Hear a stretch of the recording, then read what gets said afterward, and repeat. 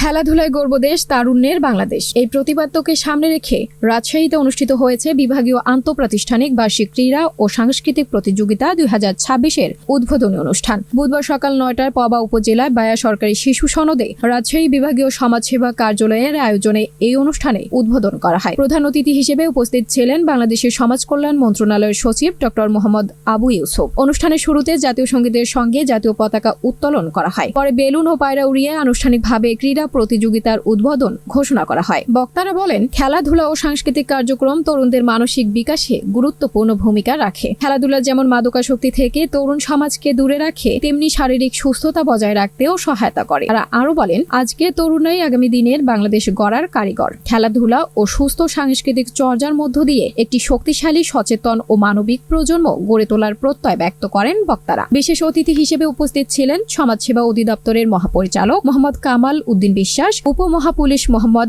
Shahjahan, PPM PhD RMP police commissioner doctor Mohammad Zillur Rahman এবং বিভাগীয় সমাজসেবা কার্যালয়ের পরিচালক যুগ্ম সচিব সৈয়দ মোস্তাক হাসান। অনুষ্ঠানে সভাপতিত্ব করেন রাজশাহী বিশ্ববিদ্যালয়ের কমিশনার ডক্টর আ.ন.ম বজলুল রশিদ। অনুষ্ঠানে বিভিন্ন বিভাগ থেকে আসা শিক্ষা প্রতিষ্ঠান ও সমাজসেবা সংশ্লিষ্ট প্রতিষ্ঠানে অংশগ্রহণে দিনব্যাপী ক্রীড়া ও সাংস্কৃতিক প্রতিযোগিতার আয়োজন করা হয়।